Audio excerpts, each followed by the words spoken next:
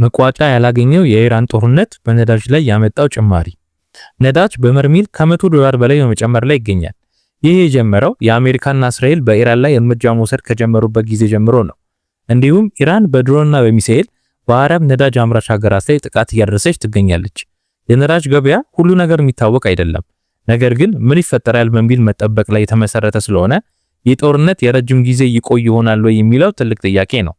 ብሬንት የድፍድፍ ነዳጅ ከ$60 በርሜል ከነበረበት ጥር ወር አሁን እጥፍ በመሆን በ$120 እየተሸጠ ይገኛል። የዓለም ገበያ ልክ የአሜሪካና እስራኤል ውጊያ እንደተከፈተ ከ4 ዓመታት በኋላ ከ$100 ማለፍ ጀምሯል። በኢራን ጦርነት ምክንያት የዋጋ መናር፣ የነዳጅ ማጓጓዣ ማስተጓጎልና የኢንቨስትመንት እንቅስቃሴ አቅጣጫ መቀየር አብዛኛው ኢንዱስትሪ ደግሞ ራሳቸውን በጫና ውስጥ ማግኘትና የነዳጅ ፍላጎታቸው በከፍተኛ ሁኔታ መጨመር አስከትሏል። በዚህም ጦርነት ርቀው የሚገኙ ሀገራት ራሱ በጨመረው የነዳጅ ዋጋ ምክንያት ከፍተኛ ዋጋ እየከፈሉ ይገኛሉ። ስለሆነ በዚህ ጦርነት እየተጠቀመና እየተጎዳ ያለው ማን ነው የሚለውን እንመለከታለን። በዚህ ሁሉ መሃል የሆርሙዝ ሰርጥ በዓለም ላይ በጣም በከፍተኛ የነዳጅ ጭነት የሚመላለስበትና የዓለም 20% የሚሆነው ነዳጅ የሚያልፍበት ነው። ነገር ግን አንድ የአቅርቦት ማሳለጫ የዓለምን ኢኮኖሚ ተጽዕኖ እያደረገ ይገኛል። ጦርነቱ ከመጀመሩ በፊት በባለፈው ዓመት በዚህ መሳለጫ የሚተላለፈው ከፍተኛ የነዳጅ መጠን ነበር።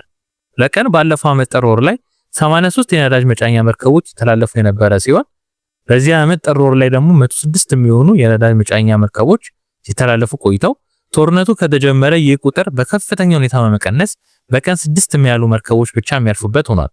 የነዳጅ መጓጓዝ ሁኔታ ሲቀንስ የነዳጅ ዋጋ በከፍተኛ ሁኔታ መጨመር ጀምሯል። የተፈጥሮ ጋዝ በ10% በአቅርቦት መማነሱ ምክንያት ጨምሯል። በተለይ ነዳጅ የሚያመርቱና ከውጪ የሚያስገቡ ሀገሮች የነዳጅ ዋጋው በከፍተኛ ሁኔታ እየጨመረባቸው ይገኛል። የአየር መንገዶችም በዚህ ነዳጅ መጨመር ሁኔታ በጣም እየተጠቁ ነው። የአውሮፕላን ነዳጅ በጣም እየተወደደ ስለሆነ አየር መንገዶች በትኬት ዋጋቸው ላይ ከፍተኛ ጭማሪ እያደረጉ ነው። አሁን ላይ በግልጽ እየታየ የሚገኘው ይህ ሁኔታ በቅርቡና በአጭር ጊዜ የሚፈታ የሆነ አይደለም። በዚህ ጦርነት አጋጣሚ ጥቅም እያመጣላቸው ያሉ ሀገራትን ስንመለከት አብዛኛው የምዕራብ እስያ ክፍልና የአረብ ሀገሮች የነዳጅ አምራች ሲሆኑ የሆርሙዝ ሰርጥ ደግሞ ዋነኛው መተላለፊያቸው ነው። ነገር ግን ነዳጅ አምራች በሆኑት ሀገሮች ላይ ኢራን በድሮንና በሚሳኤል እያደረሰችው ባለው ጥቃትና በሆርሙዝ ሰርጥ መዘጋት ምክንያት የነዳጅ ዋጋ ቢጨምርም ነገር ግን የጨመረው ነዳጅ በዋጋው ጭማሪ የአረብ ሀገሮች በመሸጥ ማትረፍ እየቻሉ አይደለም። በዚህ ምክንያት ሌሎች ሀገሮች እድል እየፈጠረ ይገኛል። እንደ ሩሲያ፣ ካናዳና ኖርዌይ ያሉ ሀገሮች የነዳጅ አቅራቢ ለመሆን ወደ ገበያው እየገቡ ይገኛል። ይህንን ከዚህ በፊት አይተናል። በሩሲያና ዩክሬን ጦርነት እንደ አውሮፓውያን አቆጣጠር በ2022 ሲጀመር ኖርዌይ ለአውሮፓ ነዳጅ አቅራቢ ለመሆን ከፍተኛ ደረጃ ስትጠቀም ነበር። ካናዳ በአሁኑ ሰዓት አስተማማኝና ቋሚ የነዳጅ አቅራቢ ለመሆን እየጣረች ሲሆን ነገር ግን ካናዳ ይህን ሁሉ ገበያ በአቅርቦት ደረጃ ተደርሳለች የሚለው ትልቅ ጥያቄ ነው። ሌላኛው ድንገተኛ ተጠቃሚ ሩሲያ ስትሆን በዩክሬን ጦርነት ምክንያት ከሩሲያ ነዳጅ እንዳይገዙ ማዕቀብ እንደሚጣልባቸው ተነግሯቸው የነበሩ እንደ ህንድ ያሉ ሀገሮች በከፍተኛ ሁኔታ ነዳጅ እያስገቡ ይገኛል።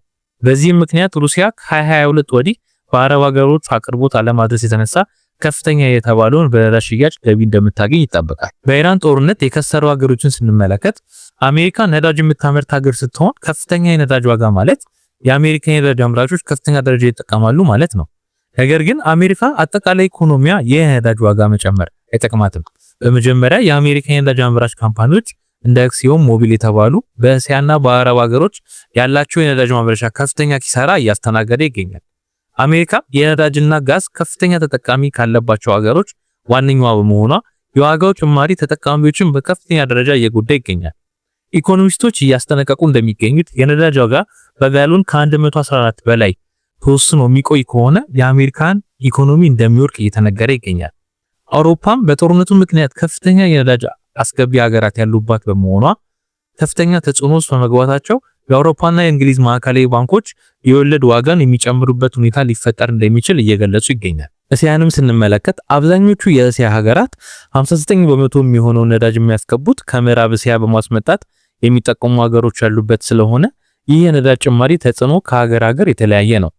ቻይና ከፍተኛ የሆነ የነዳጅ ክምችት ስላላትና ከኢራን የምታስገባው ነዳጅ በከፍተኛ ሁኔታ በመጨመር እያስገባች በመሆኑ ተጽዕኖ ያነሰ ሆኗል።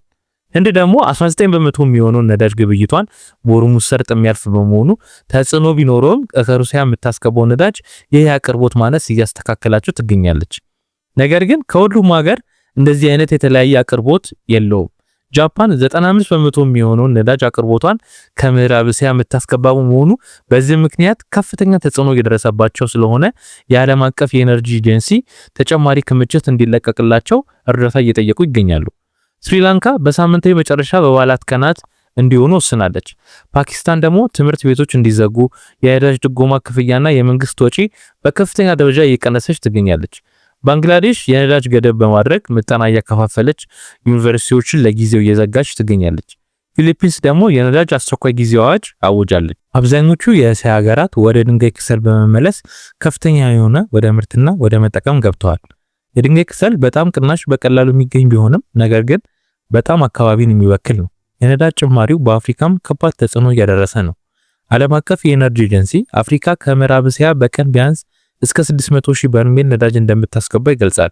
ይህ መጠንም በአሁኑ በጦርነቱ ምክንያት ተጓጉዞ እየደረሰ አለመሆኑ ያለመምጣቱም ብዙ ማጣሪያ የሌላቸው የአፍሪካ ሀገሮች በዚህ ሳቢያ የሚጎዱ ይሆናል። የዓለም አቀፍ የነዳጅ ዋጋ በከፍተኛ ሁኔታ እየጨመረ መምጣቱ በአጠቃላይ በአፍሪካ ኢኮኖሚ ከባድ ተጽዕኖ እየደረሰባቸው ይገኛል። ይህም የአፍሪካ ሀገሮች የተለያዩ እርምጃዎች እየወሰዱ ይገኛል።